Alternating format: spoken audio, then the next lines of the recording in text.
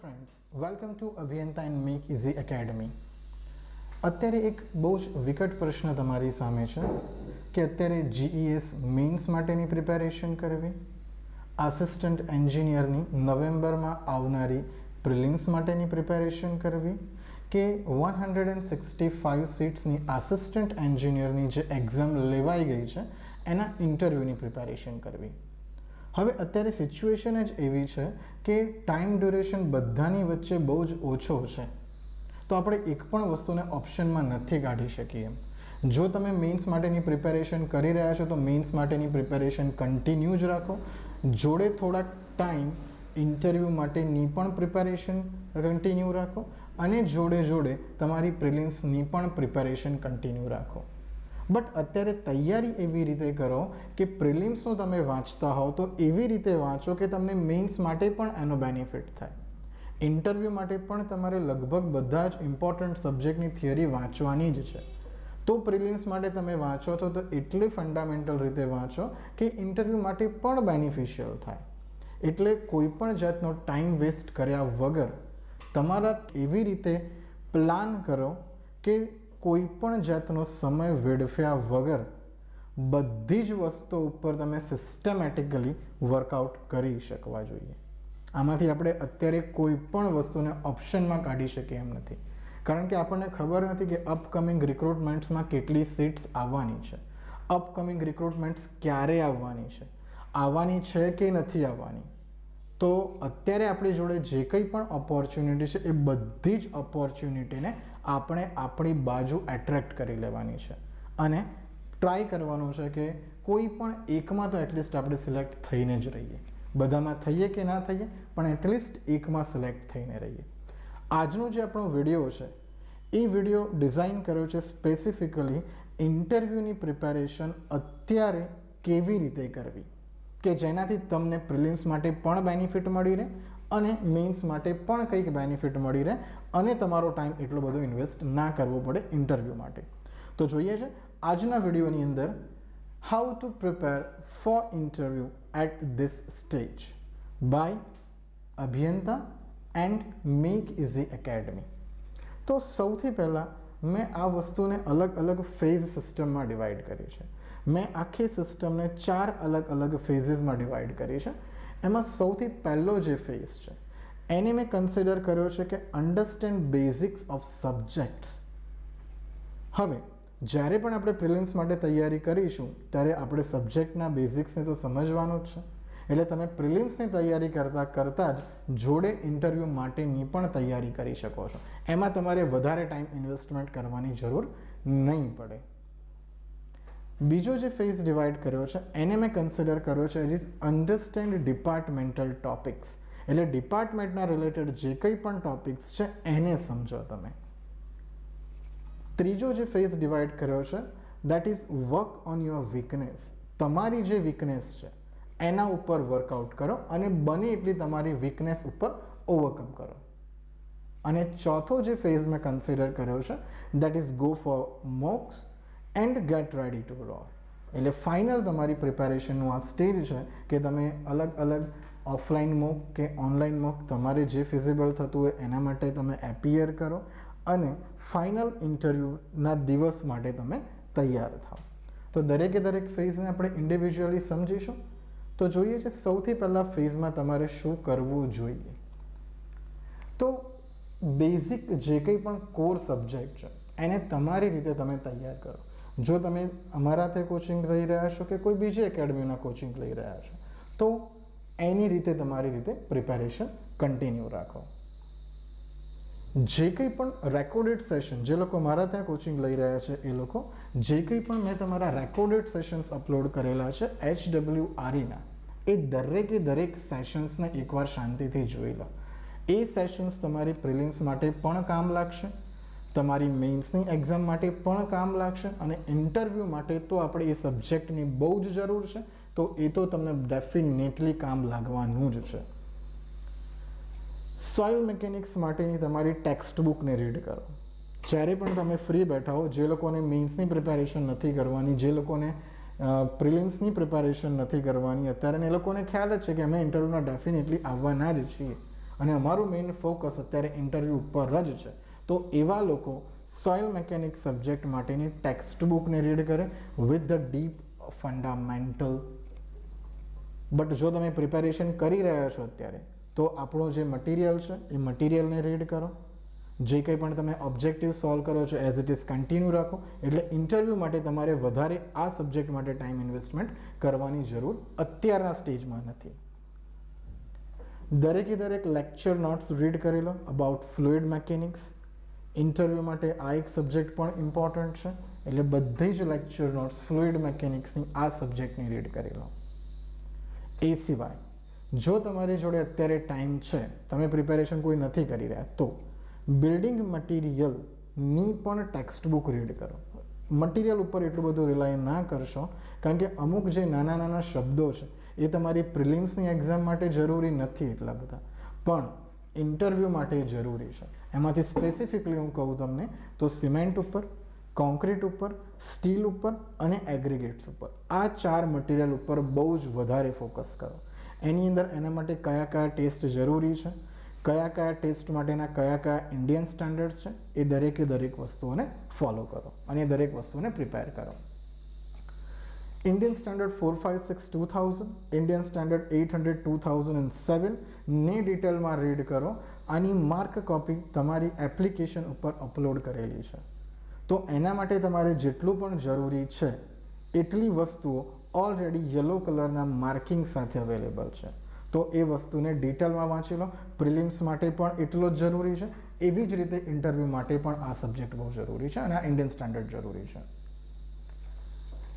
Concept read કરો strength of મટીરિયલ્સના related, એના રિલેશનમાં શિયર ફોર્સ બેન્ડિંગ મોમેન્ટ્સને પ્રિપેર કરો, centre of gravity and moment of ઇનર્શિયાને પ્રિપેર કરો, ફોર્સ એનાલિસિસ પ્રિપેર કરો. હાઉએવર અમુક જે પોર્શન છે it is not for your prelims, but ઇન્ટરવ્યૂની અંદર ઘણા બધા વ્યક્તિને shear force bending moment diagram plot કરવા માટે આપ્યો છે, એમને ફોર્સનું એનાલિસિસ કરવા માટે આપ્યું છે, કોઈક એક XYZ શેપની બોડી આપી હોય અને એના માટેનું સેન્ટર ઓફ ગ્રેવિટી ક્યાં એક્ટ કરે છે એ ફાઇન્ડ આઉટ કરવા માટેનું કીધેલું છે. એટલા માટે આ કન્સેપ્ટને સમજો અને આ કન્સેપ્ટ વિશે વાંચો. અને છેલ્લે પોર્શનની અંદર જોઈએ તો સ્ટ્રક્ચરલ એનાલિસિસના કન્સેપ્ટને રીડ કરી લો, જેની અંદર ડિટર્મિનેશન ઓફ ડિટર્મિનેટ એન્ડ ઇનડિટર્મિનેટ સ્ટ્રક્ચર વિશે જુઓ. ડિટર્મિનેટ સ્ટ્રક્ચરના એનાલિસિસ માટેની કઈ કઈ મેથડ્સ છે, દરેકે દરેક મેથડ્સમાં શું ડિફરન્સ છે, કઈ જગ્યા ઉપર કયો પ્રિન્સિપલ અપ્લાય કરેલો છે. સિમિલરલી ઇનડિટર્મિનેટ સ્ટ્રક્ચર કઈ કઈ ટાઈપના છે, એને કેવી રીતે આપણે એનાલિસિસ કરીએ છીએ, એના માટેના પ્રિન્સિપલ્સ કયા કયા છે, એ દરેક વસ્તુઓને રીડ કરો. તો આ તમારો ફેઝ 1 છે. તો તમે અહીં આગળ જોઈ શકો છો કે લગભગ મેં બધી જ વસ્તુઓ એવી રીતે તમને આપી છે કે આ તમારી પ્રિલિમ્સ માટે પણ તમને બેનિફિટ થશે અને મેઇન્સ માટે પણ બેનિફિશિયલ છે. એટલે આમાં આ વસ્તુઓ વાંચતી વખતે એવું નહીં કહી શકાય કે હું ખાલી ઇન્ટરવ્યૂની તૈયારી કરી રહ્યો છું. તો જે કંઈ પણ વ્યક્તિને બધી જ ટાઈપની એક્ઝામ આપવાની છે અત્યારે, એ લોકો માટે આ ફેઝ કોમન ફેઝ રહેશે. ફેઝ 2 જોઈએ તો આ ફેઝ ત્યારે સ્ટાર્ટ થશે જ્યારે તમારી એક્ઝામ પૂરી થઈ જતી છે અને અત્યારે તમે જે લેક્ચર એટેન્ડ કરી રહ્યા છો એ લેક્ચર આપણે વીકમાં ખાલી 2 જ દિવસ લઈ રહ્યા છીએ. તો ટોટલ તમારે ખાલી 4 કલાક જ આના ઇન્વેસ્ટ કરવાના છે.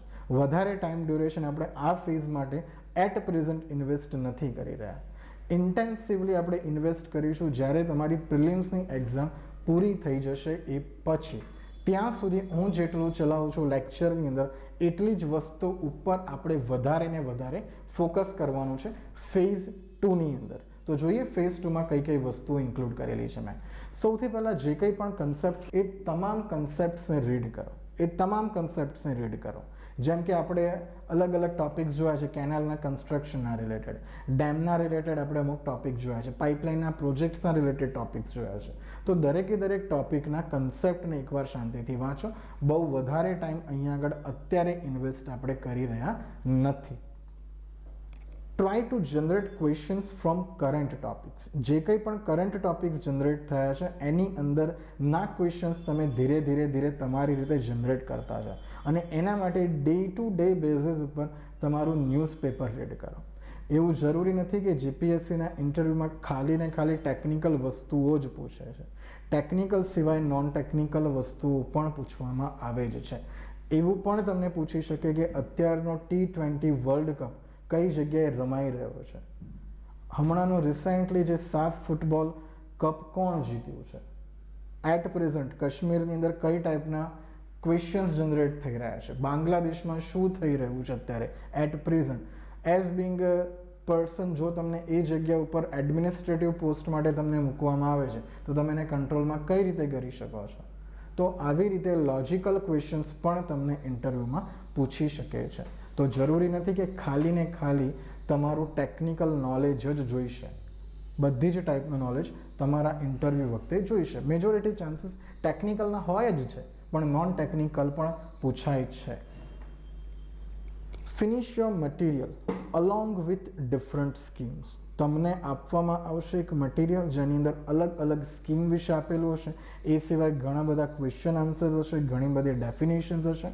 તો એ દરેકે દરેક વસ્તુઓને રીડ કરવાનું શરૂ કરી લો ધીરે ધીરે. દિવસના 1-2 પેજ વાંચો, એમ કરતાં કરતાં પણ તમારા મટીરિયલ્સને તમે કમ્પ્લીટ કરી શકશો. તમારું જે કંઈ પણ મટીરિયલ છે એ મટીરિયલ તમને દિવાળી પહેલાં તમારા ઘરે મળી જશે, જે લોકોએ કોર્સ જોઈન કર્યો છે એ લોકોને. જે કંઈ પણ ઓલ્ડ ક્વેશ્ચન્સ છે, જૂના ઇન્ટરવ્યૂમાં પૂછાયેલા ક્વેશ્ચન છે, એ તમારા ગ્રુપ મેમ્બર જોડે પ્રેક્ટિસ સેશન દરમિયાન ડિસ્કસ કરો. હું અમુક ટાઈમ પીરિયડ જશે પછી પ્રેક્ટિસ સેશન્સ ઓપન કરીશ. એની અંદર તમે અને તમારા ગ્રુપ મેમ્બર્સ જ હશે, તમારી બેચના મેમ્બર્સ જ હશે એ ગ્રુપની અંદર. તો એમની જોડે અલગ અલગ ટાઈપના જે કંઈ પણ જૂના ક્વેશ્ચન્સ પૂછાયેલા છે એને ડિસ્કસ કરો. શું કામ હું આના ઉપર અત્યારે વધારે ફોકસ કરી રહ્યો છું? કારણ કે interview is all about speaking, that I am saying since the beginning of the commencement of a batch. તો જેટલું તમે વધારે બોલશો એટલો જ તમારો કોન્ફિડન્સ ધીરે ધીરે બૂસ્ટ થશે. તો જેટલો કોન્ફિડન્સ તમારો બૂસ્ટ થશે એટલું તમારું ઇન્ટરવ્યૂ સારું જવાના ચાન્સીસ વધી જશે. તમે તરત જ નર્વસ નહીં થઈ જાઓ વચ્ચે જો કોઈ ક્વેશ્ચન નથી આવડતો તો. તમે તરત જ એ ટાઈમે તમારી સિચ્યુએશનને તમારા કંટ્રોલમાં લઈ શકશો. એટલા માટે હું પ્રેક્ટિસ સેશન્સ ઓપન કરીશ, એની અંદર એવા જૂના ક્વેશ્ચન્સને ડિસ્કસ કરીશું. એ સિવાય તમારી હવે સ્પીકિંગ એબિલિટી ઉપર ફોકસ કરવાનો ટાઈમ આવી જશે કે જેટલી તમે પ્રેક્ટિસ વધારે કરશો એટલું જ તમારો કોન્ફિડન્સ લેવલ વધી જશે.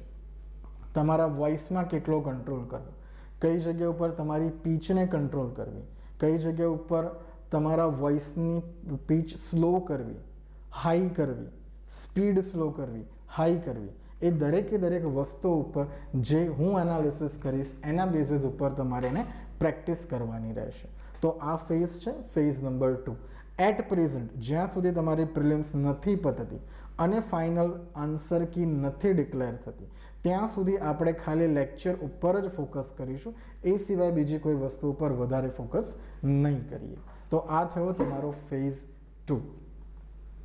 ત્રીજા ફેઝની અંદર આપણે વર્કઆઉટ કરવાનું છે આપણી પોતાની જાત ઉપર, આપણી જે કંઈ પણ વીકનેસીસ છે એના ઉપર આપણે ફોકસ કરવાનું છે. તો ફેઝ 3 એને રિલેટ કરશે. આ વસ્તુ ત્યારે થશે જ્યારે તમારું 3 ગણા કેન્ડિડેટનું લિસ્ટ આવી જશે, એ પછી આ ફેઝ શરૂ થશે. તો આ ફેઝની અંદર છે કે તમારી જાતને ઓળખવાનો સમય આવી ગયો છે. હવે તમને ખબર હશે તમારી સ્ટ્રેન્થ શું છે, તમારી વીકનેસ શું છે, તમે કઈ લેંગ્વેજમાં તમે બોલી શકો છો, તમે કઈ લેંગ્વેજ તમારા માટે વધારે કમ્ફર્ટેબલ છે. તો એ દરેકે દરેક વસ્તુ ઉપર તમે વર્કઆઉટ કરતા થઈ ચૂક્યા છો. હવે તમારી એ વીકનેસને ઇમ્પ્રૂવ કરવાની છે અને તમારે એ વીકનેસ ઉપર ઓવરકમ કરવાનું છે. તો એના માટે સૌથી પહેલાં આપણે પ્રેક્ટિસ મોક સેશન્સ રાખીશું. એ તમારે દરેકે દરેક જણે એપિયર કરવાના. એ તમે એપિયર કરશો એટલે ઓટોમેટિકલી તમને આઈડિયા આવશે કે કઈ કઈ જગ્યા ઉપર તમારી વીકનેસ છે. એના બેઝિસ ઉપર હું તમને કંઈક વસ્તુઓની ઇમ્પ્રુવમેન્ટ માટેના પોઈન્ટ્સ આપીશ, તમારે એના ઉપર વર્કઆઉટ કરવાનું રહેશે. તો એના માટે તમારે તમારી સ્ટ્રેન્થ જાણવાની રહેશે, તમારી વીકનેસ પણ જાણવાની રહેશે અને તમારી જે કંઈ પણ વીકનેસ છે ને બોલીને, હું ઘણા સમયથી કહી રહ્યો છું, speaking is the key content to clear your interview with a good score. Practice with group members during speaking practice sessions without feeling shy. શરમાયા વગર, કારણ કે જેટલું તમે શરમાશો એટલું તમે બોલી શકશો નહીં કોન્ફિડન્ટલી. તો કોન્ફિડન્ટલી બોલવા માટે તમારે તમારી શરમને દૂર કરવી પડશે. ભલે આપણી બેચના 75 કેન્ડિડેટ કે 100 બેચના કેન્ડિડેટ એક સાથે હોય ત્યારે તમારે બધાની સામે બોલતા શીખવું પડશે. શરમને તમારે દૂર કરવી પડશે. Provide direction to answers from your brain to on your tongue with confidence. મતલબ છે કે તમે જે કંઈ પણ સમજેલા છો, તમને જે કંઈ પણ આવડે છે એ તમારા બ્રેઇનમાં છે, તમારા મગજમાં છે, એને તમારે બોલીને બતાડવાનું છે. ઇન્ટરવ્યૂમાં કંઈ પણ ક્વેશ્ચન કરશે, તમે એમ કહી દેશો કે મને આવડે છે, તો એ લોકો સમજી નહીં શકે. તમારે એને બોલીને જ રિપ્રેઝન્ટ કરવાનું છે. તો તમે જે કંઈ પણ તમે જાણો છો એને તમારી જીભ સુધી લઈને આવવાનું છે વિથ પ્રોપર કોન્ફિડન્સ, અને એ તમારા સ્કોરને ઓટોમેટિકલી વધારી આપશે. બીજી વસ્તુ ફેઝ 3 પર આપણે ફોકસ કરીશું નોન ટેકનિકલ કન્ટેન્ટ ઉપર પણ. એમાં ગુજરાતની જિયોગ્રાફી રીડ કરીશું, ગુજરાતના ફેસ્ટિવલ્સ રીડ કરીશું, ટ્રેન્ડ્સ ઓફ ઇકોનોમી જોઈશું, ગુજરાત સ્ટેટની એઝ વેલ એઝ ઇન્ડિયા માટેની પણ ઇકોનોમી જોઈશું કે કોવિડના લીધે શું ઇમ્પેક્ટ આવી, પોસ્ટ કોવિડ શું આપણી સિચ્યુએશન છે, પ્રી કોવિડ શું સિચ્યુએશન હતી. દરેકે દરેક વસ્તુ ઉપર ફોકસ કરવાનું રહેશે. Do watch motivational speakers twice in a week. તમે યુટ્યુબ ઉપર કે તમે ટેડ કરીને TED કરીને એક એપ્લિકેશન છે એના ઉપર તમે જોશો ને તો ઘણા બધા મોટિવેશનલ સ્પીકર્સની સ્પીચ હોય છે. હું એવું નથી કહેતો કે તમે આપણે ટેકનિકલ ફિલ્ડ જ જુઓ, નોન ટેકનિકલ જોઈ શકો છો. બોલિવૂડનો કોઈ સારો એક્ટર કે એક્ટ્રેસ હોય એની સ્પીચને તમે જોઈ શકો છો, તમે કંઈ પણ વસ્તુ જોઈ શકો છો. બટ એ વખતે તમારે ઓબ્ઝર્વ શું કરવાનું છે, તો એમના પોસ્ટર્સ શું છે, એમની મુવમેન્ટ શું છે, એમના હાથની મુવમેન્ટ શું છે, એમના આંખોની મુવમેન્ટ શું છે, એમના જેસ્ચર્સ શું છે, એમની વોકાબ્યુલરી કઈ ટાઈપની છે, એમની સ્પીકિંગ સ્કિલ શું છે.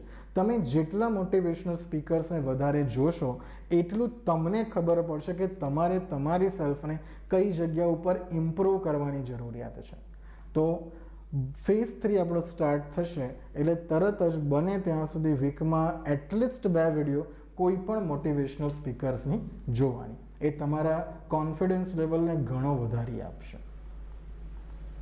સૌથી ઇમ્પોર્ટન્ટ અને સૌથી છેલ્લો ફેઝ ઇન્ટરવ્યૂ માટે તમે એપિયર થાવ એના પહેલાં, દેટ ઇઝ ફેઝ 4 સ્ટેજ. તો આની અંદર આપણે શું કરીશું? Appear for offline mock. તમે જે કંઈ પણ કોર્સ પરચેસ કર્યો છે એની અંદર તમારું ઓફલાઈન મોક પણ છે. તો ઓફલાઈન મોક માટે સૌથી પહેલાં એટલીસ્ટ એક ઓફલાઈન મોક એપિયર કરજો જ.